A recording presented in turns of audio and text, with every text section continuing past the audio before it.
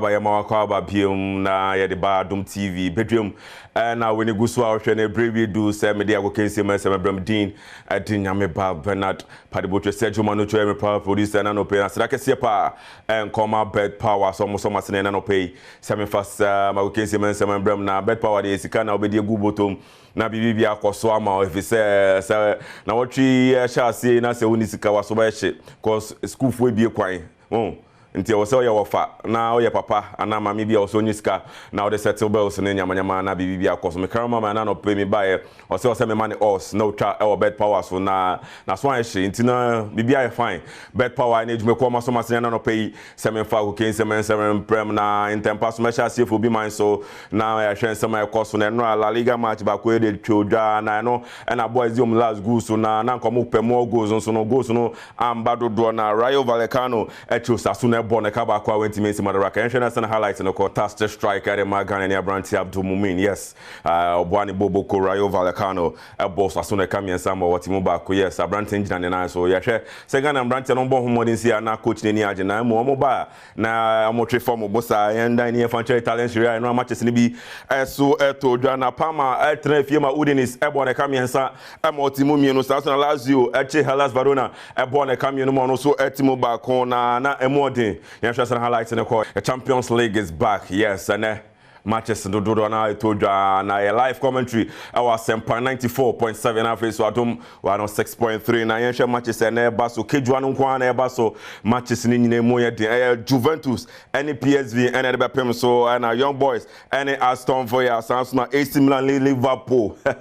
boys ebe come matches ye papa padin na we bet power so yes Bayern Munich any Dynamo Zagreb and the Pem sans na Real Madrid any Stuttgart and the Pem sans na Sporting Lisbon any Leo and matches to Jano na transfer matches do na betu jan and matches to Jano ni nyina our bet power so twa na onyeske guboto na bibi akoso ye na ene fanche bibrem ne hwen sama akoso enra oda no we ne check Kenya Nairobi ho na CAF president Patrice Motsepe edin sem etu dwa say omba oman Ghana mu any other Africa countries ye pitches no enyenyenyenye ye timi mbo pitches no ho ban anase grass ne mbo ho ban na eba ne sia na homete. Yes, I know I copy CAF president Patrice Motsepe Niraho West Africa countries including Oman Ghana was Ejina sorry na ye tutu ye nyama ye Vicente na omo ka says you see the omo timi Ghana bo ewo Baba Yara Sports and face Accra Sports Stadium ye ba the Blasters of Ghana intino Ghana you see she baby e besi akan ye hwe and Brandon Krabia na be next month October ye ni Sudan ewo African qualifier ewo ha also me bebo Ghana na se mbo Ghana no impinfo eguso e de nyama eku kwemu ni ahwese na nyama beko eguso e wo kafa so ye enche na FC Samatex 1996 na wotwe mo mo ne Raja Casablanca e de pem so na 2-2 na head coach Edema FC Samatex 1996 coach Nuruddin Amedu e purchase Accra Sports Stadium pitch no am one in Branti na nka mbe Raja bomeka be enso a wontimi nsi mu hwe na Accra Sports Stadium. Even at the other side, when you are going to cross the ball, you see the ball dumping. But that is what we have, so we cannot say much about the pitches. But as a country, I need to do better and get our pitches right, so that if the young ones that are coming, if they are able to play in good pitches when they go outside, because I know the pitch we are going to play is going to be a very, very nice pitch, you see. And even as we speak now, during our training, we only train here just yesterday. When we train within the week, we couldn't get anywhere in Accra here that we could train on just a good pitch. We had to manage with Lego and pitch and lot. So our problem with the pitches is big. I think that all stakeholders, the government must come in, all stakeholders must do our best to improve the pitch. Other than that, we'll be lacking behind. And the Accra Sports Stadium,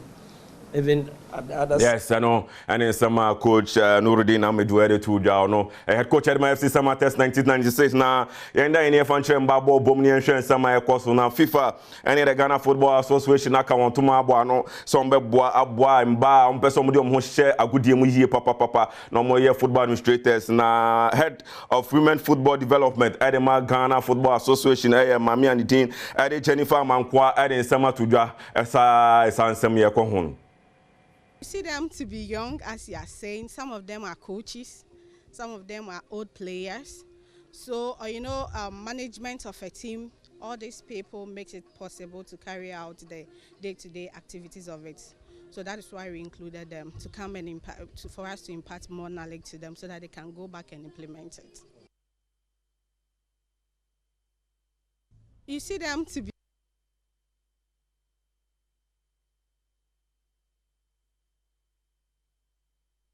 yes. Mekai was Odanu Medani Winnie at the chance and from yes, in some koso eno no sanso na more than we need to kumanse asate kotoko afemu baba yara yatum ntini kotoko sisi ade more than we need to Boasele Clean Sports Stadium na omo de omo nyama ko hye so ho ana isi ade Ghana Premier League na omo be hye so timaje 3 ho na kumanse asante kotoko de omo nyama de bepem so nti omo to omo sa ade afro bibia and especially one supporters some benda ni we need to na omo be bo mo na community league bi koso enye fedi agro Trignal City and Brighton and Nyamiad Mochna and a match neighbor so into Udan Winnie Ediche Bibia will be a community nedia. I was one of Moboy, so community the one of Moboy Intino also call Nakoshe when it's Wadia Nabibia Aircoso and only in summer Aircoso. Nyame Ayatuma aka 81 days na Ghana election or air basso 81 days na Ghana election or air basso election headquarters Kukomoti Power. Adom FM Asempa FM Adom TV and Insura FM yeah the air bro na guso air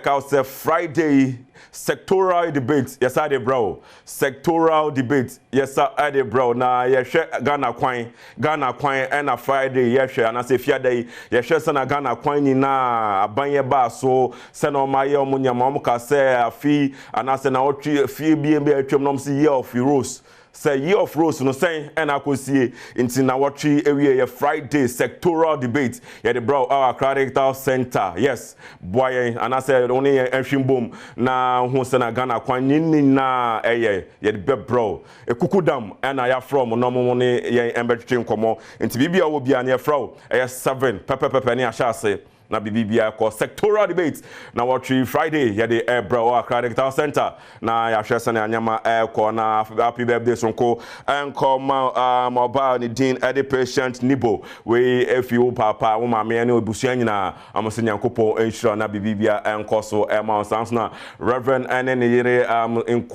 kroma yes nyame enkroma so to on side afro bibia so me dan won na mo send off no so bibia enko so mo e wo Calvary Methodist Church nyame admakwesi ade by 7 and at 10 p.m. anopa na bibia hya so nti omo to on safro bia so me jan na omo send off no bibia enko so ha and ebrama mo kwa na me ya kokensem na nsem na si na me wie pe sister fia at health tips to also no so wie na ho sepe na so exclusive e wa ho sepe so ni so dani we ni e che bibia exclusive e wa ho sepe so na the front